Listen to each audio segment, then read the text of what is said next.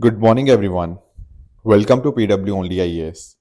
दोस्तों, बात करें अगर हम 13 मार्च 2025 के द हिंदू फ्रंट पेज की, तो यहाँ पर आपको रिटेल इन्फ्लेशन के रिगार्डिंग एक न्यूज़ देखने को मिलेगी।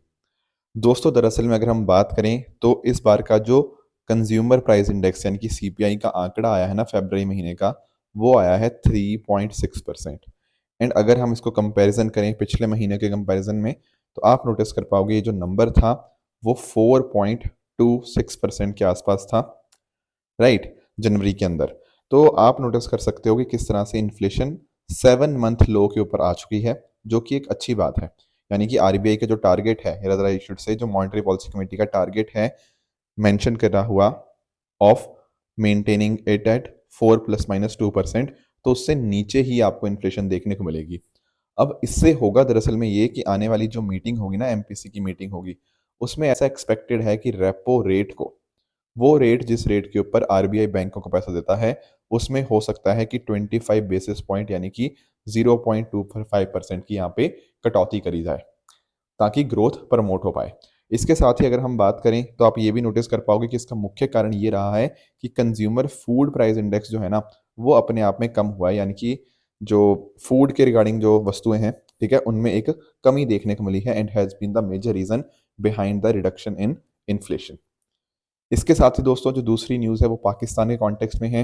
कुछ दिनों से काफ़ी मुद्दा सोशल मीडिया पे चल भी रहा था कि पाकिस्तानी ट्रेन का एक तरह से वहाँ जो पैसेंजर्स थे उनको हॉस्टेज बनाया गया था, जो बलोच लिबरेशन आर्मी आपको देखने को मिलती है। बट बाद में काफ़ी ज़्यादा कोशिश करी गई कि कैसे वहाँ से लोगों को फ्री किया जाए। तो अब जाकर ये ऑपरेशन ख़त्म हुआ है एंड आप नोटिस कर पाओगे कि 340 पैसेंजर्स को यहाँ पर फ्री किया गया है। एंड इस पर्टिकुलर ऑपरेशन के अंदर कुछ सोल्जर्स की यहाँ पे हमें डेथ देखने को मिली है। एक्चुअली कुछ जो लोग थे ना, वो एक्चुअली सोल्जर्स वो ऑलरेडी ट्रैवल कर रहे थे उस ट्रेन के अंदर, तो वो हमें देखने को मिले जिनकी डेथ हुई है।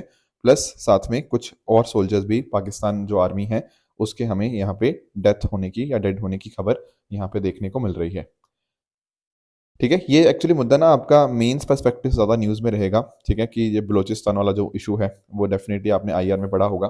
ठीक है दोस्तों, होली का त्यौहार है, आप सभी को होली की ढेर सारी शुभकामनाएं। Wishing you all of you a very very happy Holi. And इस होली के अवसर के ऊपर हमारी टीम आप सभी को अप टू 80% ऑफ दे रही है on all the UPSC batches. तो जितने भी यूपीएससी बैचेस हैं उनके ऊपर आपको अप टू 80% ऑफ देखने को मिल जाएगा। नीचे डिस्क्रिप्शन में मैंने सभी बैचेस के लिंक लगा दिए हैं, आप वहां पर जाके इनके अंदर एनरोल कर सकते हैं। तो दोस्तों, स्टार्ट करते हैं। आज की डिस्कशन डेट है आज की 13 मार्च 2025 एंड आप सभी का स्वागत है आज के प्रीलिम बूस्टर न्यूज डिस्कशन में। पहला जो टॉपिक हमें डिस्कस करना है वो है इंडियाज वीट प्रोडक्शन इन 2024-25। थोड़ा इसको अंडरस्टैंड करने की कोशिश करते हैं। दोस्तों, अभी जो आंकड़ा है ना हमारे सामने, वो ये दिखा रहा है कि भारत की wheat production 115.3 million metric ton यहाँ तक पहुंचने वाली है, जो कि अपने आप में एक रिकॉर्ड हाई हमें देखने को मिलेगा। पिछले बार के कंपैरिजन में ये 2% हमें इंक्रीज देखने को मिल रहा है। ठीक है, तो थोड़ा सा अंडरस्टैंड करते हैं वीट के बारे में। दोस्तों, वीट एक राबी क्रॉप है, ठीक है, क्योंकि इसको ग्रो किया जाता है अक्टूबर से दिसंबर के बीच में एंड हार्वेस्ट किया जाता है अप्रैल से लेकर जून के टाइम के अंदर। आपको ध्यान में ये रखना है कि इंडिया में सबसे इंपॉर्टेंट जो सीरियल जो ग्रो किया जाता है that is rice, and rice के बाद दूसरे नंबर पे जो आता है दैट इज वीट। एंड अगर हम खासकर बात करें northern and north western region of the country की, तो यहाँ पर ये स्टेपल फूड की तरह यहाँ पे इसको ग्रो किया जाता है। इसके साथ ही साथ आप नोटिस कर पाओगे कि लगभग 318 लाख हेक्टेयर जो एरिया है that is under the wheat cultivation which is second after paddy. States की बात करें तो UP highest wheat producing state है, दूसरे नंबर पे मध्य प्रदेश, फिर तीसरे पंजाब, हरियाणा एंड राजस्थान। इस तरह से ये टॉप वीट प्रोड्यूसिंग आप स्टेट्स देख पाओगे। क्या इंडिया वीट एक्सपोर्ट भी करता है? हाँ करता है, पर बहुत ही कम करता है। ठीक है, दुनिया की जितनी भी ग्लोबल वीट ट्रेड होती है उसमें इंडिया का share is less than 1%। And कौन सी कंट्रीज को हम भेजते हैं? Nepal, Iraq, South Korea, UAE, Mongolia, इन कंट्रीज को हम भेजते हैं। मैं एक्चुअली ना आपको ग्लोबली इसको कंपैरिजन कराता हूँ। ग्लोबल लेवल के ऊपर आप नोटिस कर पाओगे ना, तो China is the largest wheat producing country. Second number पे आपको इंडिया देखने को मिल जाएगा, तीसरे नंबर पर रशिया है। ये आंकड़े थोड़े से पुराने हैं तो ये नंबर्स के ऊपर मत जाना, ठीक है, ये नंबर थोड़े पुराने हैं, बट ऑर्डर आपको ध्यान में रखना है कि ये टॉप 3 आपको कंट्रीज वीट प्रोड्यूसिंग कंट्रीज देखने को मिल जाएंगी। अब आप नोटिस कर पाओगे जैसे रशिया की अगर हम बात करें, तो Russia is the largest exporter of wheat. और उसका देखो आप नोटिस करोगे जब रशिया और यूक्रेन का क्राइसिस स्टार्ट हुआ, उस टाइम आपने बहुत सुना होगा कि यार दुनिया में काफ़ी कंसर्न्स आ गए थे वीट के रिगार्डिंग, क्योंकि जो दो इंपॉर्टेंट देश हैं जो काफ़ी अच्छी खासी मात्रा में वीट को एक्सपोर्ट करते हैं, वो दोनों युद्ध पे चले गए। तो ग्लोबली दुनिया के अंदर वीट की एक काफ़ी बड़ी कमी हमें देखने को मिली थी इस टाइम के ऊपर, राइट। बाकी इसके अलावा वीट के रिगार्डिंग अगर हम बात करें तो 10 से 15 डिग्री सेंटीग्रेड टेम्परेचर चाहिए होता है सोइंग टाइम के ऊपर। मैंने आपको बताया था ना, इसको सो कब किया जाता है, अक्टूबर से दिसंबर के बीच में। एंड नॉर्थ वेस्टर्न एरियाज़ के अंदर जो हमारे कंट्री के है ना, तो उस टाइम ये टेम्परेचर हमें देखने को मिल जाएगा। बाकी जब राइपनिंग एंड हार्वेस्टिंग होती है अप्रैल के समय के ऊपर, तो यहाँ पर 21 से 26 डिग्री टेम्परेचर अप्रॉक्सीमेटली होना चाहिए। बाकी जब बारिश की बात करें तो 50 से 100 सेंटीमीटर ऑप्टिमल माना जाता है। बहुत ज़्यादा बारिश होती है तो एक्चुअली क्रॉप डैमेज हो जाती है। एक्चुअली आप अंडरस्टैंड करना, जब मान लीजिए राइपनिंग का टाइम है ना एंड उस टाइम बारिश हो जाए, तो एक्चुअली आप नोटिस कर पाओगे जो पूरी की पूरी हमारी फसल है वो पूरी तरह से फिल्ड है, ठीक है। तो बहुत ही वल्नरेबल हो जाती है अगर उस टाइम के ऊपर बारिश हो जाए। एंड अगर मान लीजिए उस टाइम के ऊपर बहुत तेज़ी से हवाएं चलें तो उससे भी जो आपकी स्टेम होती है, जो तना होता है उसका, वो एक तरह से बेंड कर जाता है एंड इस वजह से जो क्रॉप है हमारी वो फ्लैट गिर सकती है ग्राउंड के ऊपर, राइट। तो ये अनटाइमली रेन्स और विंड्स का नेगेटिव इम्पैक्ट होता है। बाकी आप नोटिस कर पाओगे जब राइपनिंग का टाइम आएगा, जो अप्रैल के आसपास का टाइम है जब इसको राइपन होती है, तो उस टाइम के ऊपर आप नोटिस कर पाओगे अच्छी खासी सनशाइन, ब्राइट सनशाइन काफ़ी अच्छी मानी जाती है। बाकी फ्रॉस्ट और हेल स्टॉर्म भी मतलब उसके रिगार्डिंग भी सेंसिटिव है, ये काफ़ी इम्पैक्ट नेगेटिवली करेंगे आपकी वीट क्रॉप को। एंड लास्टली इसके लिए जो आपको सॉइल टाइप चाहिए वो loamy, well drain loamy and clayey soil चाहिए, जो सबसे बेस्ट होती है। और आइडियल पीएच जो होता है वो स्लाइटली अल्कलाइन से न्यूट्रल होना चाहिए, 6 to 8 के बीच में आपका पीएच यहाँ पर वीट के लिए सही माना जाता है, राइट। अगले टॉपिक पे दोस्तों आते हैं। अगला टॉपिक हमारा है अफ्रीकाज जाइंट गुलाइथ बीटल। थोड़ा मैं आपको समझाने की कोशिश करता हूँ कि ये गुलाइथ बीटल क्या है। देखो यार, एक्चुअली ना ये जो नाम आया है ये इसीलिए इसका नाम पड़ा है क्योंकि ये वर्ल्ड का लार्जेस्ट इंसेक्ट है, ठीक है। उसी से यहाँ पे इसका नाम यहाँ पे पड़ा है। ये आपको अफ्रीकन रेन फॉरेस्ट के अंदर आपको देखने को मिल जाएगा। अब इनकी टोटल 5 स्पीशीज हैं and they can grow up to 110 long. ये आप पिक्चर में देख पा रहे होंगे, बहुत ही बड़ा इंसेक्ट है, ठीक है, वर्ल्ड का लार्जेस्ट इंसेक्ट है। जहां पर ये पाए जाते हैं ना, वहां पर इसका मतलब है कि हेल्दी इकोसिस्टम है। बेसिकली ये आप ऐसा कह सकते हो कि ये इंडिकेटर है उस चीज़ की, ठीक है। एनवायरनमेंट के अंदर आप इंडिकेटर वर्ड पढ़ते हो, तो these are indicators of forest health. अब इनका ना बहुत इंपॉर्टेंट इकोलॉजिकल रोल है। देखो आप समझना, जब हम बात करते हैं ना लार्वा स्टेज की, बेसिकली इंसेक्ट का वो स्टेज जब वो एग से बाहर आ चुका है ना, बट अभी यहाँ पर अभी लेग्स वगैरह उसकी डेवलप नहीं हुई, उस टाइम के ऊपर दे आर ओमनीवर्स, ठीक है। ये जो प्लांट डेब्रीज हो गया और मीट हो गया उनके ऊपर फीड करते हैं, जिससे न्यूट्रिएंट की साइकिलिंग होती है। जो पूरा का पूरा वो साइकिल है ना, वो इस तरह से मूव ऑन करता रहता है। इसके अलावा अगर हम बात करें अडल्ट्स की, तो जो आपका अडल्ट्स होते हैं ना वो ट्री सैप के ऊपर फीड करते हैं। दरअसल में ट्री सैप आपका एक स्टिकी लिक्विड जैसा होता है ना, जो आपके ब्रांचेस वगैरह के ऊपर होता है या ट्री के ऊपर होता है, राइट। उसके अंदर आपको न्यूट्रिएंट्स हो गया, आपको मिनरल्स देखने को मिल जाते हैं ट्री सैप के अंदर। तो उन मैच्योर रेन फॉरेस्ट के ऊपर जो ट्री सैप होगा उसके ऊपर अडल्ट्स फीड करेंगे। आपको ध्यान में ये रखना है कि आईयूसीएन ने इनको अभी तक इवेल्युएट नहीं किया हुआ, गुलाइथ बीटल्स को, राइट। और क्या हमें ध्यान में रखना है, और हमें ये ध्यान में रखना है कि ना अगर हम बात करें गुलाइथ बीटल की, जैसे मैंने कहा टोटल 5 अलग अलग स्पीशीज देखने को मिल रही हैं। उनमें 2 स्पीशीज का नाम है यहाँ पे मेंशन हुआ, गुलाइथ कैकियस एंड गुलाइथ रेगियस, ठीक है। ये 2 स्पीशीज काफ़ी ज़्यादा अंडर थ्रेट हमें देखने को मिल रही हैं। क्यों है इनको सबसे ज़्यादा थ्रेट? थ्रेट इनको है कोकोआ फार्मिंग की वजह से। दोस्तों अफ्रीकन कोकोआ इंडस्ट्री जो है वो काफ़ी प्रॉस्पर कर रही है एंड उस वजह से वहाँ पर डिफॉरेस्टेशन हो रहा है। डिफॉरेस्टेशन की वजह से ये जो इंसेक्ट्स हैं इनको नुकसान पहुंच रहा है। मेजर कारण यही है, इसके अलावा भी कारण है, जैसे फॉर एग्जांपल इनको यहाँ पे ट्रेड भी किया जाता है, इलीगल इंसेक्ट का ट्रेड होता है, ईबे के थ्रू, फेसबुक के थ्रू भी यहाँ पे इनको बेचा जाता है। तो इस तरह से उससे भी खतरा है, हैबिटेट डिस्ट्रॉय हो रहा है माइनिंग और लैंड कन्वर्जन से। पर मेजर जो खतरा इनको देखने को मिल रहा है वो कोकोआ फार्मिंग के साथ ही जो डिफॉरेस्टेशन एसोसिएटेड है उस वजह से है। तो ये अफ्रीकास जाइंट गुलाइथ बीटल के बारे में आपको ये पॉइंट्स पता होने चाहिए।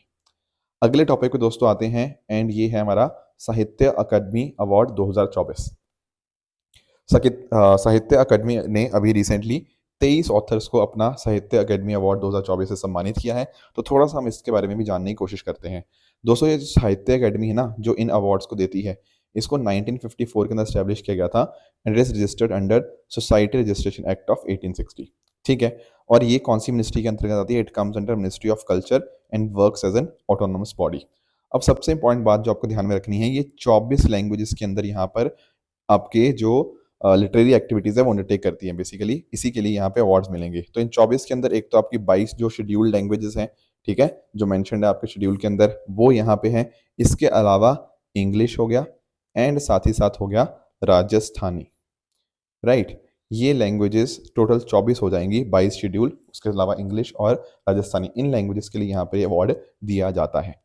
इसके साथ साथ आप नोटिस कर पाओगे साहित्य अकेडमी अवार्ड, ठीक है, कोई एक्सेप्शनल वर्क करता है उसके लिए है। एंड इवन भाषा सम्मान जो अवार्ड है ना, वो भी साहित्य अकेडमी ही देती है, अगर मान लीजिए कुछ सिग्निफिकेंट कंट्रीब्यूशन किसी ने किया है टू इंडियन लैंग्वेज।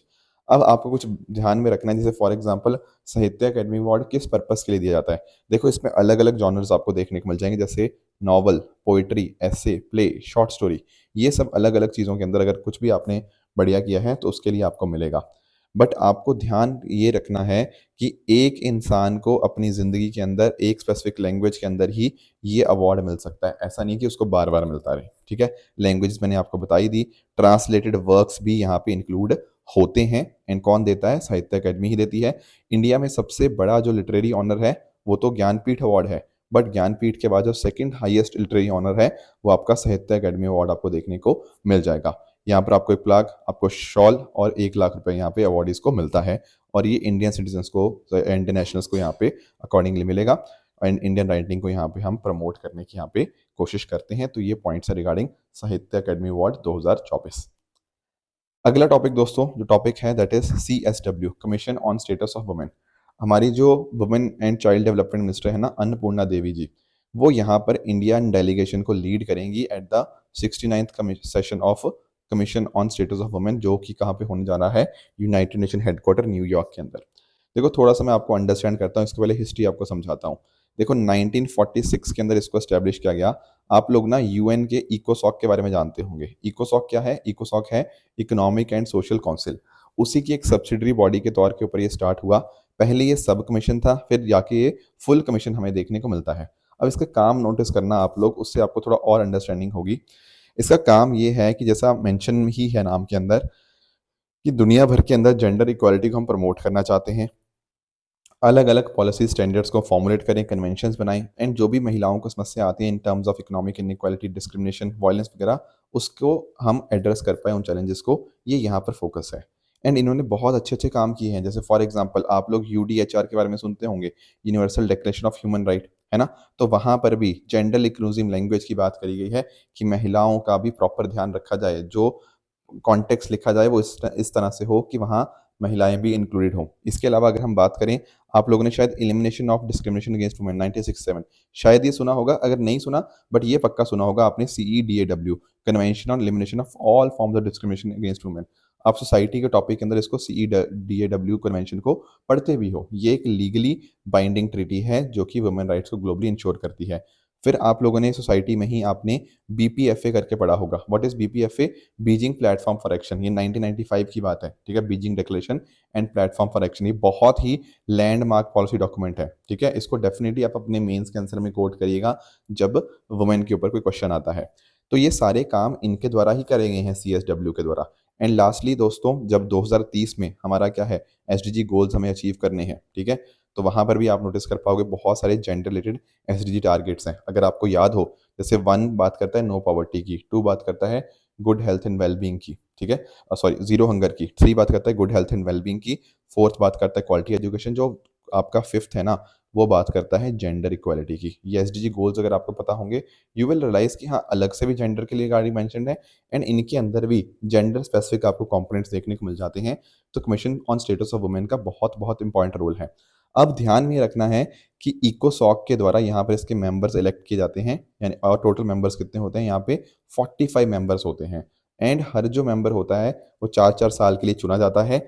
इंडिया भी करेंटली इसका मेंबर है, जो 2021 से लेकर 2025 के बीच के लिए यहाँ पर चुना गया है। हर साल इनकी मीटिंग होती है न्यूयॉर्क के अंदर, UN हेडक्वार्टर्स के अंदर। एंड इनफैक्ट अगर हम बात करें तो 2010 के अंदर यूनाइटेड नेशन जनरल असेंबली ने एक रेजोल्यूशन भी अडॉप्ट किया था, जिसको आगे जाके आप नोटिस कर पाओगे।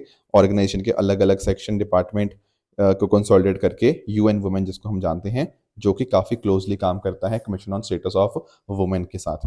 बाकी देखो इस बार का जो होगा उसमें डेफिनेटली डिस्कशन किया जाएगा, ठीक है। उसमें अलग अलग countries, inter governmental organization, civil society, private sector, सब लोग साथ में आएंगे एंड नोटिस करेंगे कि यार एक तो 1995 के अंदर हमने क्या किया था, Beijing declaration and platform for action, उसके रिगार्डिंग क्या क्या हुआ, 30 साल उसको कंप्लीट हो गए हैं, प्लस 2030 तक हमें एसडीजी गोल जो अचीव करने हैं उसको रिगार्डिंग हम डिस्कशन करेंगे एंड महिलाओं का रोल और कैसे बढ़ सकता है, ये सब डिस्कशन के मुद्दे यहाँ पर रहने वाले हैं। आगे आते हैं, अगला हमारा जो टॉपिक है वो है presence of water ice beyond moons polar region. थोड़ा इसको अंडरस्टैंड करने की कोशिश करते हैं कि आखिर ये मुद्दा क्या है। दोस्तों आप लोगों ने ना चेस्ट के बारे में सुना होगा, चंद्रा सरफेस थर्मोफिजिकल एक्सपेरिमेंट, जो हमारा चंद्रयान 3 मिशन था ना, उसमें जो लैंडर था, क्या नाम था लैंडर का, विक्रम लैंडर, उसके ऊपर आपको टेम्परेचर प्रोब का नाम चेस्ट देखने को मिल जाएगा। ये यूपीएससी मेंस में ऑलरेडी ये क्वेश्चन आ भी चुका है। देखो एक्चुअल में अगर मैं इसकी बात करूँ ना, तो ये जो है ना, ये क्या मेजर करता है, ये आपके जो मून की जो आपकी टॉप सॉइल है उसकी टेम्परेचर प्रोफाइल को मेजर करता है कि कैसे कैसे चेंजेस आते हैं मून के सरफेस के ऊपर, क्या थर्मल बिहेवियर है, अगर आप थोड़ी डेप्थ में जाते हैं तो उससे कितना ज़्यादा टेम्परेचर में चेंज आता है, और वहाँ की सॉइल की थर्मल कंडक्टिविटी क्या है, ये यहाँ पर देखने की कोशिश करता है। अब यहाँ पर इसने एक जो डेटा हमें सजेस्ट किया ना, उस डेटा के अंदर क्या निकल के आया, उस डेटा के अंदर ये नोटिस करने को मिला कि अगर आप थोड़ा सा डिस्टेंस भी जाते हो ना, तो टेम्परेचर वेरिएशन बहुत ही ज़्यादा बड़े लेवल के ऊपर आपको देखने को मिल जाएगा। प्लस साथ ही साथ ऐसा भी इन्होंने सजेस्ट किया कि there might have been presence of water ice beyond the moon polar region. Actually उन्होंने बताया कि अगर मान लीजिए कि वो वाले एरियाज जो सन को फेस नहीं कर रहे, हो सकता है वहां पर वैसी ही कंडीशन है जैसी कि धरती के पोलर रीजन्स की हैं, तो मतलब वहां पर हो सकता है कि सब सरफेस सरफेस के नीचे आपको थोड़ा वाटर आइस आपको देखने को मिले। ऐसा यहाँ पे चंद्रयान 3 की वाटर आइस डिस्कवरी यहाँ पर कह रही है, ऐसा इसको सजेस्ट किया जा रहा है इसके द्वारा कि outside of the polar regions of the moon there was a good probability that water ice was present in such locations. I hope ये टॉपिक भी अंडरस्टैंड हो गया होगा। बस बेसिकली करंट इसका मुझे थोड़ा डिस्कस करना था, बाकी स्टैटिक तो आपको पता भी था, पहले भी डिस्कस किया है, बट हल्का सा हमने इसका रिवीजन भी कर लिया। एक और टॉपिक जो हमें पढ़ना है वो है आपका चाइना का LPAR के बारे में, China's large phased array radar. देखो समझते हैं कि आखिर ये मुद्दा क्या है। देखो रडार आप सब लोग समझते होंगे, बिल्कुल। अब चाइना ने पता क्या किया है, चाइना ने चाइना म्यांमार बॉर्डर के पास में यूनान प्रोविंस जो है ना, वहां पर एक बहुत ही powerful radar, that is large phased array radar LPAR, इसको यहाँ पे डिप्लॉय कर दिया है। एंड इसमें दिक्कत पता क्या है, इसकी जो रेंज है टोटल 5000 किलोमीटर की रेंज है, ठीक है। और ये इलेक्ट्रॉनिकली कंट्रोल्ड एंटीना का इस्तेमाल करता है, तो बहुत सारे बड़े एरियाज को लगभग इंस्टेंटली ये यहाँ पे पूरा अच्छे से उसको स्कैन कर पाएगा। एंड आप नोटिस कर पाओगे ये जो 5000 किलोमीटर की रेंज है, ये तो भारतीय टेरिटरी के अंदर भी देख पाएगा, है ना, मतलब रडार उसको सारा चीज़ डिटेक्ट कर पाएगा, इंडियन ओशन में भी आपका चीज़ स्कैन कर पाएगा। तो इंडिया को इम्पैक्ट पता क्या है, इंडिया को इम्पैक्ट ये है कि भाई हम लोग, हमारा जो doctor APJ Abdul Kalam island है उड़ीसा कोस्ट के ऊपर, वहाँ पर भी हम अपने अपने मिसाइल टेस्ट करते हैं, तो ये सिस्टम उसको भी मॉनिटर कर लेगा। बाकी जैसे फॉर एग्जाम्पल इसी आइलैंड से हम जैसे अग्नि 5 इंटरकॉन्टिनेंटल ब्लिस्टिंग मिसाइल का बहुत इंपॉर्टेंट लॉन्च साइट है, K4 सबमरीन लॉन्च मिसाइल्स हो गया, तो ये सब जो हम अपने टेस्ट करते हैं ना, ये सारे टेस्ट का पता चाइना को लगता रहेगा, क्योंकि उसने बहुत ही पावरफुल रडार यहाँ पे अपना यहाँ पे लगा दिया है, उसको स्टैब्लिश किया है इन द यूनान प्रोविंस, ठीक है। तो चाइना को बहुत ही स्ट्रेटेजिक एडवांटेज मिल रहा है इसके रिगार्डिंग। तो इंडिया ने यहाँ पे रिगार्डिंग काफ़ी सिक्योरिटी एजेंसीज ने काफ़ी सारे कंसर्न्स यहाँ पे रेस किए हैं, तो देखते हैं आगे क्या होता है। बाकी चाइना की बात करें तो देखो इस पर्टिकुलर रडार के अंदर आप नोटिस कर पाओगे इसको काफ़ी, इसके अंदर आपका radio, TV, GPS, aviation, navigation, इन पर्टिकुलर कम्युनिकेशन सिस्टम के साथ ये इंटरफेयर कर सकता है। बाकी अर्ली मिसाइल एंड एयरक्राफ्ट ये डिटेक्ट कर लेगा चाइना, ठीक है, कुछ भी ऐसा होगा, ब्लिस्टिंग मिसाइल्स वगैरह हो गया, तो यानी कि चाइना को बहुत ही स्ट्रेटेजिक एडवांटेज यहाँ पे मिल रहा है इस पर्टिकुलर डिप्लॉयमेंट के साथ। तो लेट अस सी इंडिया इसका रिस्पॉन्स कैसे देता है, that is something to be seen, but ये एक चिंताजनक बात है क्योंकि उसकी रेंज जो है ना वो 5000 किलोमीटर की है, जो कि इंडियन टेरिटरी और इंडियन ओशन में काफ़ी डीपली जाके कवर उसको कर रहा है, राइट। दोस्तों अब आ जाते हैं अपने प्लेसेस इन न्यूज़ की तरफ। यहाँ पर आपसे सामने एक प्लेस है या रिवर है एक आपके सामने, आपको बताना है कि रिवर क्यों न्यूज़ में थी, क्या है इसका कॉन्टेक्स्ट एंड कहाँ पर आपको ये रिवर देखने को मिलती है। क्लियर। कल मैंने आपको एक होमवर्क दिया था, वो दिया था अबू मूसा आइलैंड के रिगार्डिंग, राइट। दोस्तों यहाँ पर आप नोटिस करना, जब हम बात करते हैं ना अबू मूसा आइलैंड की, तो ये बहुत इंपॉर्टेंट बन जाता है क्योंकि न्यूज़ में काफ़ी टाइम से रह रहा है। Let us try and understand this particular island. Actual में अगर आपको यहाँ पे आपको पिक्चर में नोटिस कर रहे होंगे, यहाँ पर आपको स्ट्रेट ऑफ हॉर्मूज देखने को मिल जाएगा, ठीक है। अब स्ट्रेट ऑफ हॉर्मुज तो आप सबको पता है, बट उसी के साथ में आपको यहाँ पर कुछ आइलैंड्स देखने को मिल जाएंगे। जैसे एक है अबू मूसा आइलैंड, एक यहाँ पर आपको लेसर टुन और आपको ग्रेटर टुन आपको आइलैंड यहाँ पे देखने को मिल जाएंगे। ये पिछले कुछ टाइम से ना काफ़ी ज़्यादा न्यूज़ में रहे हैं। इनके न्यूज़ में रहने का कारण यही है कि एक्चुअल में ये हैं डिस्प्यूटेड आइलैंड्स। कौन दो कंट्रीज़ के बीच में? एक तो आपका ईरान और एक है आपका यूएई। इन दोनों के बीच में काफ़ी लंबे टाइम से डिस्प्यूट है। एक्चुअली ईरान भी और साथ ही साथ यूएई दोनों इसको क्लेम करते हैं, पर 1971 के बाद से ये जो आपके आइलैंड्स हैं ये ईरान के कंट्रोल में हैं। तो बहुत ही स्ट्रेटजिकली लोकेटेड है स्ट्रेट ऑफ हॉर्मुज के पास में। डेफिनेटली बहुत ज़्यादा इंपॉर्टेंट हो जाता है क्योंकि बहुत सारा तेल जो है वो इसी पर्टिकुलर रूट से यहाँ पे पास ऑन करता है। अभी न्यूज़ में फिर से इसलिए आ गया था क्योंकि चाइना ने एक्चुअली में थोड़ा कुछ स्टेटमेंट दे दी थी यूएई के फेवर के अंदर, तो ईरान उससे खुश नहीं हुआ था। That was why it was in the news. पर ये तीनों चीज़ें आपको अबू मूसा आइलैंड हो गया, ग्रेटर टुन और लिटल टुन, ये सब आपको पता होना चाहिए। You must be aware about these particular regions. ठीक है, तो इसका आंसर आप बताना आज का जो होमवर्क है। बाकी इसके अलावा ट्रू एंड फॉल्स स्टेटमेंट्स की बात करें तो यहाँ पर आपके सामने 3 स्टेटमेंट्स हैं। आप इनको पढ़ के मुझे बता सकते हो इनमें से कौन सा सही है, कौन सा गलत है। एंड कल जो मैंने आपको होमवर्क दिया था, एक था शिंगल्स डिजीज़ के बारे में। यहाँ पर आप नोटिस कर पाइएगा कि क्या ये एक वायरल इन्फेक्शन है? Yes, this statement is Indeed the correct statement. Nikshay पोषण योजना की बात करें तो देखो यार, यहाँ पर आप अंडरस्टैंड करो, ये तो टीबी के रिगार्डिंग है ना। यहाँ पर ऐसा नहीं है कि कुछ महिलाओं के लिए, जो टीबी पेशेंट्स हैं उनके लिए है, इसलिए सेकंड आपका यहाँ पे इनकरेक्ट हो जाएगा। एक्सरसाइज खंजर 12 की बात करें तो भारत और बांग्लादेश नहीं, बल्कि भारत के साथ साथ कौन है? आपका किर्गिस्तान आपको यहाँ पे देखने को मिल जाएगा, इसीलिए ये स्टेटमेंट आपका इनकरेक्ट बन जाएगा।